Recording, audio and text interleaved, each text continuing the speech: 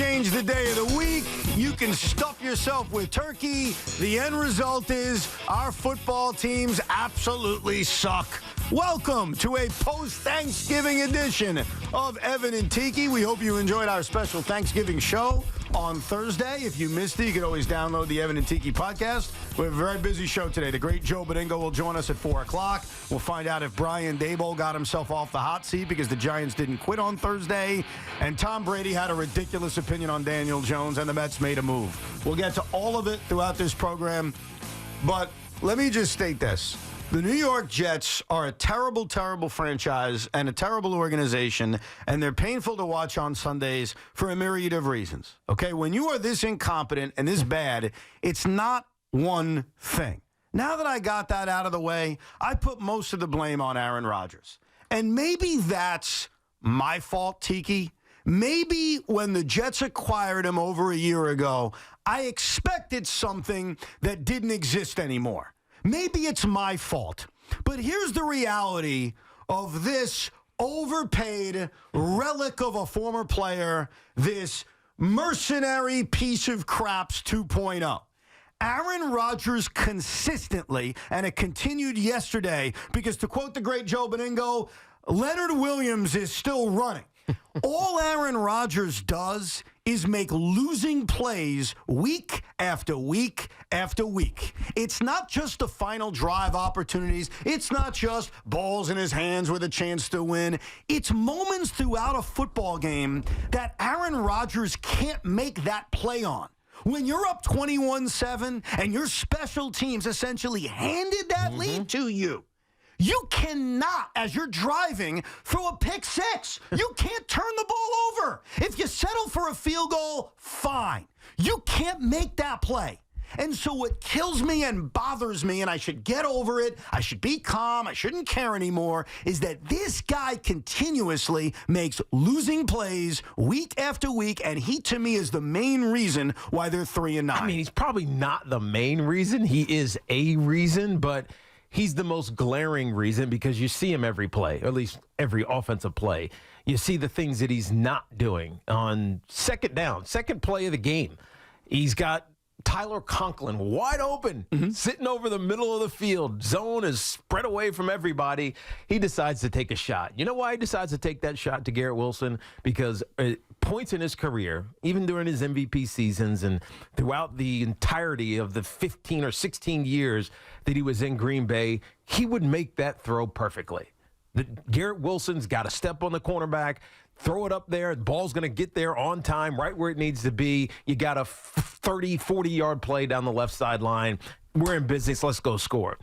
But I think the biggest issue with Aaron Rodgers is he doesn't realize what he can't do anymore.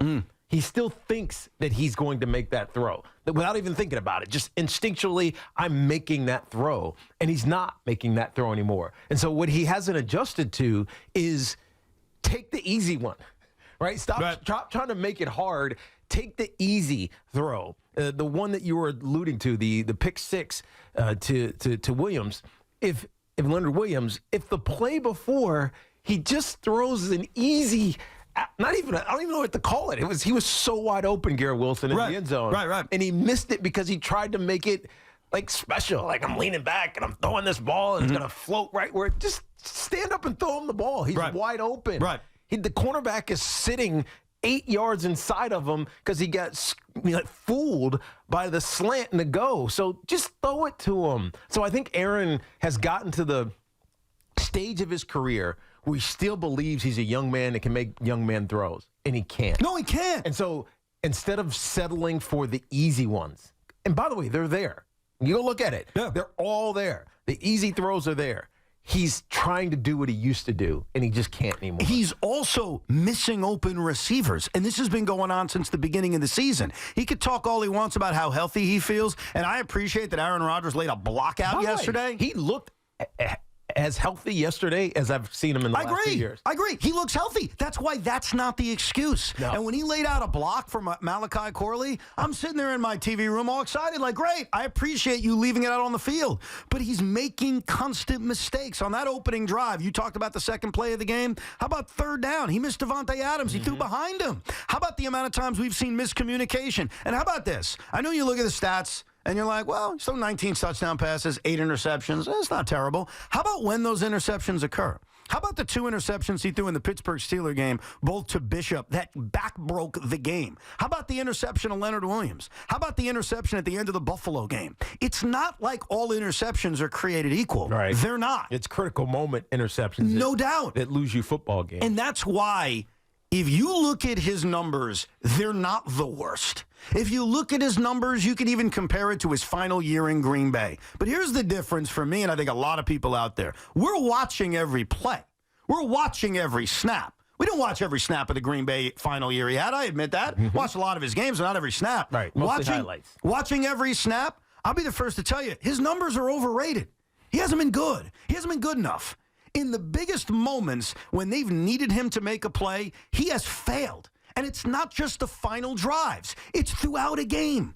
When you're up 21-7, and you just had this incredible moment at MetLife Stadium where a kid that you promoted from the practice squad goes 100 yards against that brutal, brutal Seattle special teams. And then, because Laviska Shenault muffed the football and the Jets were able to jump all over it. In fact, it was Carlson who recovered at the kicker.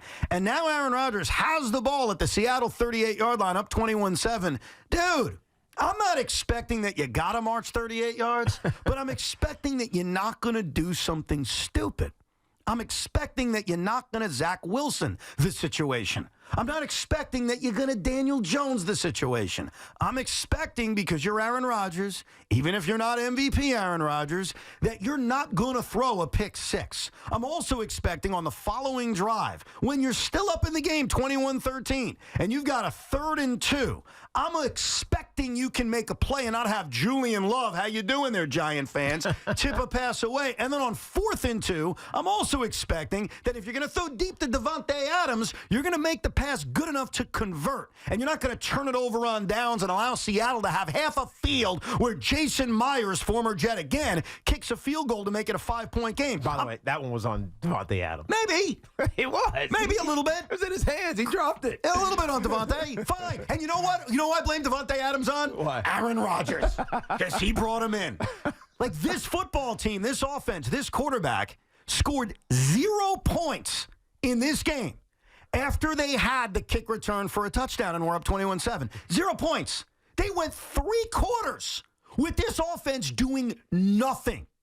So I get your point, and I respect my fellow Jet fans who are like, it's more than just Aaron Rodgers. It's the offensive line. Meanwhile, Olu Fashanu looked like a freaking Pro Bowler yesterday, all right? He was a brick damn wall. I understand this is a flawed team with awful coaching. I get all that. We could spend all day ripping everybody. But the number one guy is the guy that you're paying $30 million to, and the guy that you traded for, and the guy that's a Hall of Famer. And if you think he's played like even 50% of a Hall of Famer, you are either drinking the Rodgers Kool-Aid, which I have thrown out with the bathwater, or you're just delusional. He is their biggest problem. If this was the quarterback we expected, then not 3-9. They're 6-3. I'm sorry. And if you don't believe me, I'll go through every freaking game and bore you with the details. While if this quarterback made winning plays, they wouldn't be 3-9. So yes, I blame him. Yes, everything he says after the game, it doesn't even matter anymore because I want to punch him in the face, mainly because I'm just mad. And I mean that in a loving way. A loving punch in the face, not a vicious punch in the face, Aaron, if you're listening. It's the frustration. It's the frustration that they are so close week after week. But aren't you used to it at this point? Really, you think that works as a sports fan? I mean, just used to it? At some point, you just accept it. You just accept that you're not good. You accept that you're going to find ways, whether it's Aaron Rodgers' fault on a weekly basis or not. You just accept that this is what our plight is. Same old Jets. Same old Jets type of thing. And, you can say the same thing for the Giants. Same old Giants. You find a way to lose a game. That's exactly what they're doing. I mean, Up 21-7. I mean, I'm not even paying attention to the game because I'm calling my own actually ridiculous blowout. Yeah, that was fun. In Washington, it was 28-0 in 19 minutes. But so I'm just watching the score, and I'm like, oh, the Jets are up big. This is going to be a great week for the Jet fan. Maybe they're going to find something and not actually be eliminated, this early in the season with 5 weeks to go. And as I just sat and watched the score, it was like, all right, uh-oh. They lose, they lost. And when you go back and watch it, it's what I just said. You keep seeing Aaron Rodgers trying to do things that he can't do anymore. And I get it. It's hard to get old.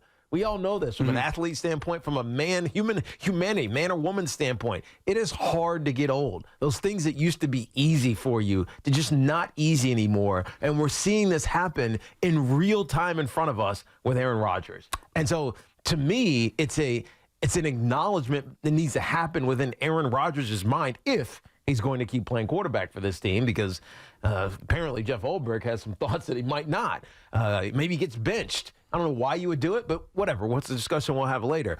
But Aaron Rodgers, if he's going to keep playing football, has to start doing the easy things. And I'm not saying, go back like you're a rookie again, but kind of go back and just get completions. I appreciate it. You've explained, I think, in a very fair way what's gone on with him. So for anyone who's looking for the why with Aaron Rodgers, I think that's a great explanation. But here's the problem. While I appreciate that explanation, it doesn't change the fact that he is the main reason why they're 3-9. He really is. He's the main reason. The penalties, that's a big deal. Of course. Yeah, dude, I can make a list. You want to make a list? Let's go make a list. Breece Hall fumbles. Of course. That's a big deal. The Breece Hall fumble was brutal. Devontae Adams having a ball go off his hands. Absolutely brutal. The pre-snap penalties. Brutal. How many penalties did this defense commit on fourth downs? The Seahawks are going for it on a 4th and 6 from deep in their own territory. And you get called for a penalty? Like, it's brutal. Instead of a 4th and 6, it's a 4th and 1 because you get called for 12 men on the field because you think they're punting, so you've got your return man back? That happened. And, oh, by the way, after they went for it on 4th and 1, you thought you got off the field because DK Metcalf got shut down on a 4th and 1 pass, and then, oh, wait, it's a pass interference on Stiggers. And then you think you're off the field on a 4th and 1 when you stop them, and, oh, wait a second, there's a horse collar penalty on Solomon Thomas. So trust me, I get it. All of those things happened, and all of those things are pathetic, and we used to blame it all on Robert Saleh, and obviously it runs deeper than that. But I'll make this simple. If the quarterback made more winning plays throughout this season, and I can go through every damn game if you want. You want to start with the Denver game? They had 3 drives in the fourth quarter down 10-9. 3. They were 1 for 4 on 3rd down in that fourth quarter. They were 0 for 1 on 4th down. He was 7 for 14 for 36 yards during the 3 different drives they had in the fourth quarter of a game in which all they needed was a field goal to take the lead. That's on the quarterback. You want to go to the Buffalo game down 23-20 when he puts himself in a 3rd and 16 spot and throws a brutal interception? You want to go to the Minnesota game in London where, again, the ball's in his hands? You want to go to the Pittsburgh game where numerous interceptions against the Steelers turned a commanding 9-point lead into a game they got romped in? You want to do that? We can do it. Right. Losing plays consistently. And it just sucks. So are you done with him? It's over? Sorry, Aaron. See you later. Or keep playing, Aaron. Maybe try to win some games. 4 more years? Well, Tiki, you bring up... definitely don't want him for 4 more years. No. There's no chance. He's been impeached, all right? Impeached and removed. I think we all know, if we're sane about this, that Aaron Rodgers is not coming back in 2025. Now, it is complicated on what you do next week, and we'll address that coming up in a few minutes, because I have very mixed thoughts about that. But the reality is this team is 3-9, and there's a lot of things that get you here, but I put Aaron Rodgers at the top of my list. And here's the other thing, Tiki, just to take you into the mind of a Jet fan and how miserable we are as human beings. So when the New York Jets were up in this game and took that commanding lead of 21-7, and the ball is in their hands after Chenault muffed it, and Carlson recovers it, and we got the football. Do you know what Jet fans were saying? Do you know what they were saying? No. I'm going to tell you. Sean, do you know what Jet fans were saying? We still have a shot? Some were saying lose this game. Okay, so some were. But here's what a lot of people were saying, including myself, to show you how miserable we are. We're up 21-7. Life is good, right? We're miserable, not over the fact that we're thinking about a draft pick. We'll get to that in a second. We're miserable over the fact of, really? Now we're playing good football? Yeah. Really? And this is something we actually predicted on Wednesday, or at least I did. I turned out to be wrong, where I said, and Loogie said it too, typical Jets. Here we go. Let's play our best football when it's too little, too late. Right, doesn't mean anything anymore. Like Randy Quaid in Major League just sitting there. Exactly. So even with them up 21-7, my wife popped up into the TV room, and she's like, how's it going? And I said, it's awful. And she said, why? I'm looking at the score. You're up 21-7. I said, because all I'm going to think about if we romp to victory is, why did it take until December 1st? So even when the game was in firm control of the Jets, Wait, so hold on. we were miserable. Right, so let me then give you a follow-up. Yes. Did it actually feel better the way that you lost it? No! Because if you're feeling bad that you're up 21-7, about to go up 28-7 before obviously Leonard Williams is picked 6, 92 yards the other way. So when it finally came back to the mean, which is bad football, where you're like, okay, that's more like it. No! Like, what was your emotions seem very confused to me as just observing the Jet fan. Well, we're miserable no matter what is the answer. When they're winning and playing reasonably well, we're miserable because why does it start now when it's too little too late? And then when they make the constant mistakes, started off by the pick 6 to Leonard Williams and the failure to convert on 4th and 2, and then the head coach not using a timeout in the final minute of the first half. Hello, Jeff Ulbrich, whose answer after the game was, well, what if they convert on what if they convert? I don't want to give them too much time. What a loser mentality. It's 2nd and 10 from their own 15-yard line. Have some balls, bro. Your beard is sexy as all hell, but stop with this. So we're miserable no matter what. That's the problem. That's why yesterday was awful.